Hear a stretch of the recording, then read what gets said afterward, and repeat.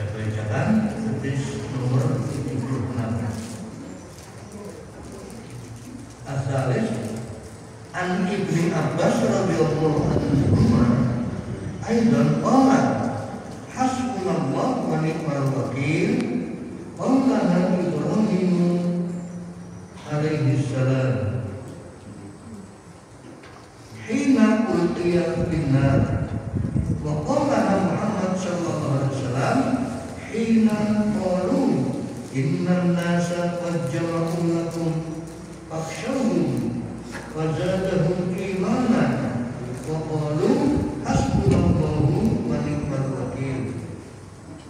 Wa fi riwayatin lahu an Ibnu Abbas radhiyallahu anhu qala kana akhir qauli Ibrahim alaihi salam hina ulqiya fin nari hasbiyallah wa ni'mal wakil. Terjemahnya hadis dari Ibnu Abbas. Ibnu Abbas itu berarti putranya Abbas, namanya Abdullah bin Abbas, dijeluk Ibnu Abbas. Kenapa tidak dijeluk Abdullah? Zaman Nabi Abdullah banyak sekali. Kalau satu dipanggil Abdullah, bingung semuanya. Ada Abdullah bin Umar, Abdullah bin Abbas, Abdullah bin Amr, Abdullah bin Umar. Maka dijeluknya dengan menyangkutkan bapaknya. Siapa? Ibnu Abbas, berarti Abdullah bin Abbas. An Ibnu Abbas, dari Ibnu Abbas, semoga Allah meridhai keduanya, yaitu Abdullah dan bapaknya. Allah, dia berkata, hasbunallah wa ni'mal wakil. Dia berkata dengan lafaz kepasrahan kepada Allah, lafaz tawakal kepada Allah, yaitu hasbunallah wa ni'mal wakil. Artinya hasbunallah, cukuplah Allah itu sebagai penolong kami, wa ni'mal wakil, dan sebaik-baik pelindung.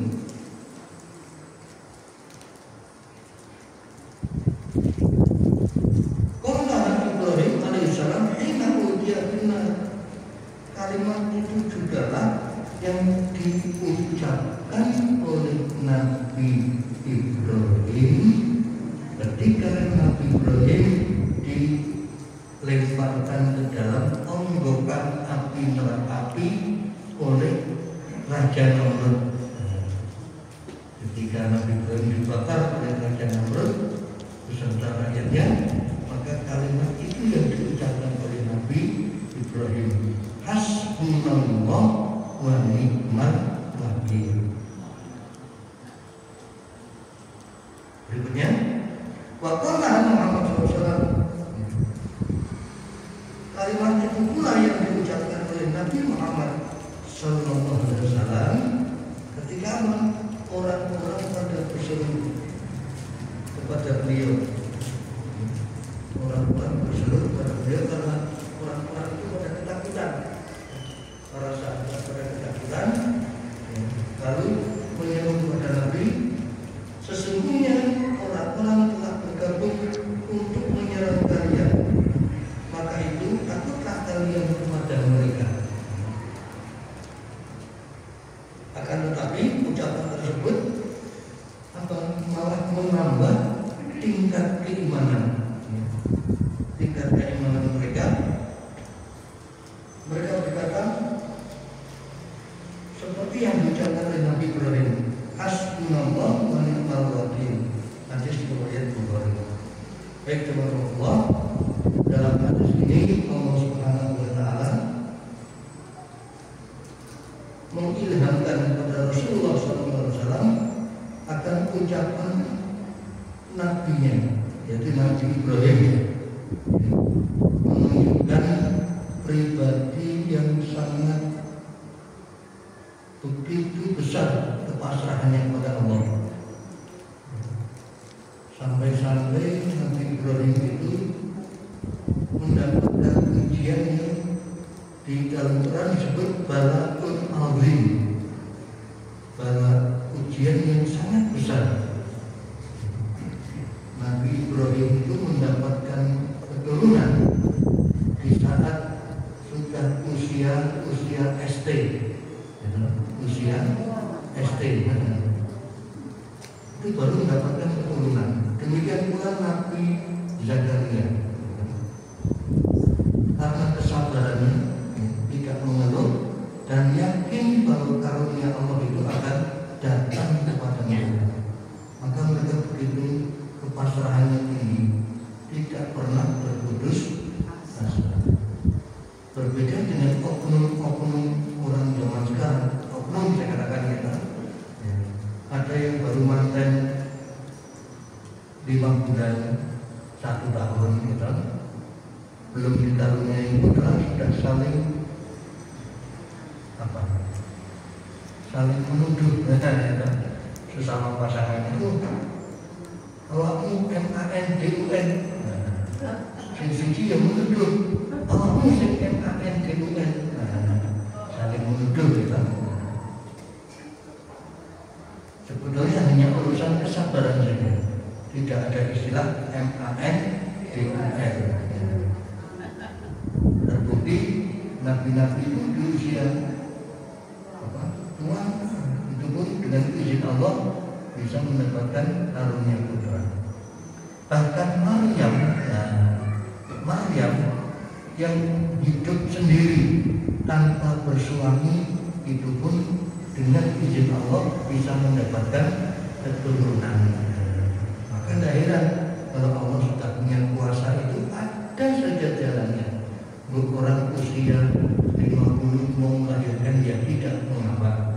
Orang usia 60 kalau jatahnya dikasih hamil, kalau orang sudah dikasih jatah hamil itu berarti dikasih kekuatan melahirkan. Tidak mungkin orang dikasih Allah rezeki bisa hamil pun tidak diberikan kekuatan melahirkan, itu tidak mungkin. Allah sudah penuh dengan rencana yang pasti. Dulu Nabi Ibrahim dan istrinya tidak khawatir punya usia di usia senja ini. Nabi Zakaria pun demikian, malah kakinya terkejut. Kok mungkin aku di ST ini?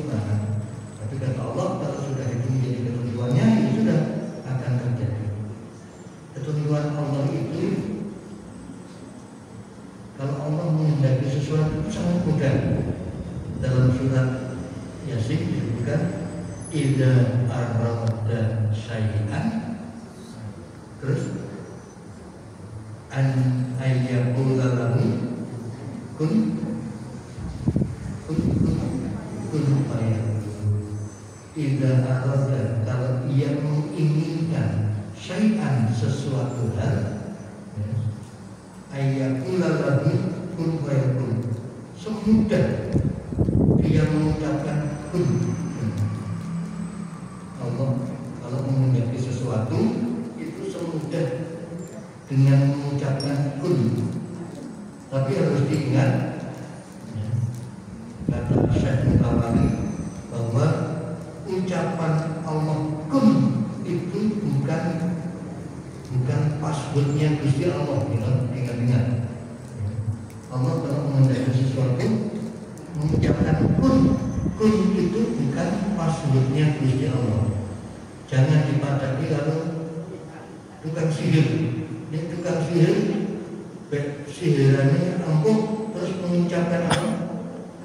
Bin salah bin. Nah, kalau tidak bin bilang bin salah bin, orang jadi. Nah, ini jangan dipadaki dengan Gusti Allah. Di ayat itu disebutkan kalau Allah menghendaki sesuatu semudah mengucapkan kun. Jadi kata-kata kun itu hanya gambaran betapa Allah sangat mudah sekali menghendaki sesuatu menjadi terjadi. Seolah-olah dia mengucapkan 2 huruf saja kun itu sudah terjadi. Tetapi harus diingat, ketika Allah menghendaki sesuatu, Allah tidak tergantung pada ucapan kun, tidak. itu pada ucapan tawakkul itu hanya melambangkan mudahnya, cepatnya Gusti Allah kalau menghendaki. Maka Nabi Ibrahim begitu yakin akan karunia Allah, begitu pasrahnya. Maka ketika ada ujian yang berat buat Nabi Ibrahim, apa itu? Beliau bermimpi. Bermimpi, dalam mimpinya itu dia menyembelih anaknya. Maka mimpi itu disampaikan kepada anaknya. Ya bunayya, ger, ini arafil malam, aku mimpi. Ani abbahuka, nek aku bakal nyembelih awakmu. Fandur mazataro, piye penemunya. Tidak semata-mata karena diwakili Nabi langsung cekel anaknya, tidak. Walaupun itu bisa ya, Nabi Ibrahim bisa, kan tidak ternyata. Dia masih dengan penuh dengan santuy nyampaikan dengan anaknya, ya, aku mimpi aku bakal nyembelihmu. Di luar dugaan apa jawaban anaknya?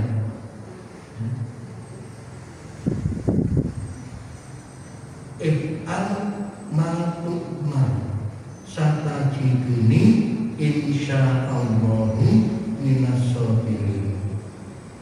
Wahai ayahandaku, if'al, kerjakanlah, laksanakanlah ma'tumar, apapun yang diperintahkan kepadamu. Satajiduni, pasti engkau insya Allah akan mendapatiku. Satajiduni insya Allah minas sabirin.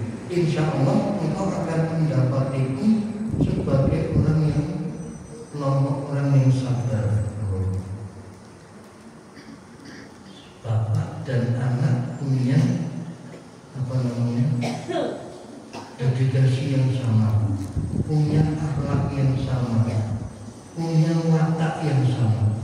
Bapaknya penuh kesabaran, anaknya juga sabar. Bapaknya penuh tawakal kepada Allah, anaknya juga penuh kepasrahan kepada Allah. Mungkin kalau ada orang sekarang anak-anak, aku mimpi, aku hanya beli akhirnya tak di sini, aku nggak ada. Ismail tidak demikian. Ismail oleh Allah dijadikan sebagai putra yang soleh, putra yang penuh dengan kesabaran. Begitu mendapatkan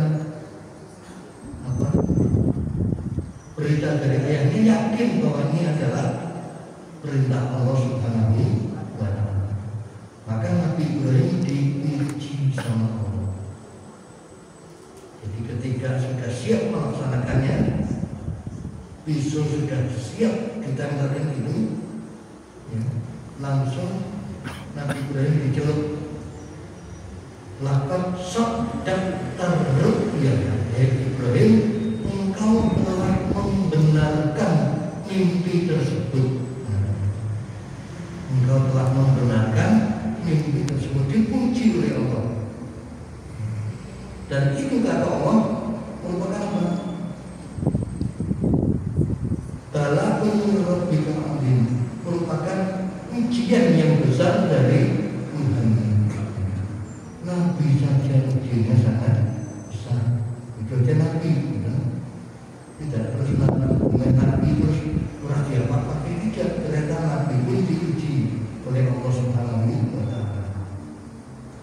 Nabi Muhammad pun demikian. Jangan dikira ujian Nabi Muhammad tidak besar. Ketika mau pindah kemana itu,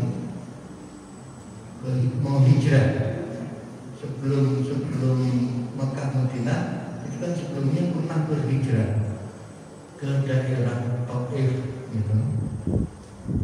Ke daerah Taif itu ternyata oleh warga Taif tidak diterima, bahkan dibanding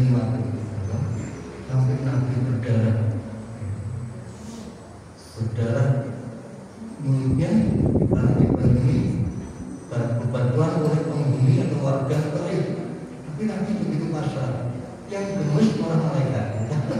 Yang gemes malaikat. Malaikatnya berkata kepada Nabi, apa boleh saya angkat gunung Uhud ini untuk tak bleke hidup? Kalau di bleke di mana penduduk Taif itu yang dan Nabi, apa kata Nabi? Innahum qaumun la ya'lamun. Sesungguhnya mereka itu kaum yang belum tahu, maka tidak perlu dituruti permintaan malaikat untuk ngebleki gunung Uhud itu, karena mereka itu belum tahu. Kalau tahu kalau itu Nabi tidak mungkin dilakukan. Baik teman Allah, Nabi Ibrahim sudah jelas teruji oleh Allah Subhanahu Wa Taala dengan syariatnya. Nabi disuruh mengemban syariat, dari mulai syariat berhaji, syariat berkorban, syariat berumah tangga dan lain-lain. Yang itu semuanya syariat-syariat itu dilanjutkan oleh Nabi kita Muhammad Sallallahu Alaihi Wasallam. Syariatnya Nabi Ibrahim itu disebut millatul Ibrahim. Millah itu ajaran. Millah Ibrahim itulah yang kemudian oleh Nabi Muhammad SAW dilanjutkan, diteruskan.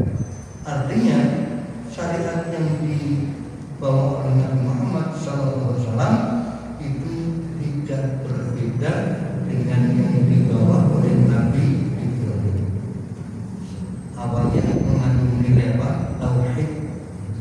Tauhid itu mengajarkan Allah yang Esa, itu pada pokoknya. Kemudian syariat-syariat berikutnya sama, baik itu perkawinan, kemudian berhaji, kemudian berkorban dan lain sebagainya. Semuanya merujuk kepada apa yang pernah Allah sampaikan kepada Nabiullah Ibrahim alaihissalam. Hingga sampai sekarang inilah kita melaksanakan syariat-syariat yang dibawa oleh Nabi kita Muhammad Sallallahu Alaihi Wasallam. Maka pada khusus di bulan Dzulhijjah ini Allah memberikan catatan khusus dalam bulan Dzulhijjah ini apa? Dengan sumpahnya Allah di dalam surat Al-Fajr, surat Al-Fajr ayat 1 dan 2. Wal fajri wal layalin asyr. Wal fajr, perhatikan olehmu akan waktu fajar. Kemudian yang kedua, wal layalin asyr, dan perhatikan olehmu akan malam-malam yang 10. Malam-malam yang 10 itu apa? Dimaknai malam-malam yang 10 itu antara lain dipahami sebagai 10 hari di awal Dzulhijjah. Itu juga maknanya layalin asyr. 10 hari pertama di bulan Dzulhijjah itu hari-hari yang sangat istimewa. Sampai-sampai Nabi menyebutkan ma min ayyamin al-amal sholih ahabbu ilallahi min ahabbu ilallahi fi hadhil ayyam. Tidak ada hari-hari yang dimana amal soleh itu paling disukai oleh Allah dibanding hari-hari yang lain. Hari-hari yang disebutkan oleh Nabi itu adalah tanggal 1 bulan Dzulhijjah hingga tanggal 10 Dzulhijjah. Itulah hari-hari yang sangat istimewa. Nah, keistimewaan itu untuk apa? Kembali kepada Dzulhijjah itu adalah satu di antara bulan yang dimuliakan oleh Allah. Maka di dalamnya orang-orang yang menunaikan amal-amal soleh itu pahalanya akan dilipat gandakan oleh Allah Subhanahu wa Ta'ala. Amal soleh yang utama apa? Nindaki haji. Yang pertama, nindaki haji di 10 hari pertama Dzulhijjah, melaksanakan ibadah haji. Banyak ayat-ayat yang mendorong kita semuanya untuk melaksanakan menyempurnakan haji, antara lain wa atimmul hajja wal umrata lillah, sempurnakan menunaikan haji dan umroh karena Allah. Ada lagi walillahi 'alan nasi hajjul baiti man istata'a ilaihi sabila. Dan di antara kewajiban manusia kepada Allah adalah berhaji ke Baitullah bagi orang yang mampu. Kemudian amal soleh yang lain adalah bertaubat kepada Allah di bulan Dzulhijjah. Bulan Dzulhijjah ini kan bulan akhir tahun Hijriah, dimulai dari Muharram, terus habis Muharram lalu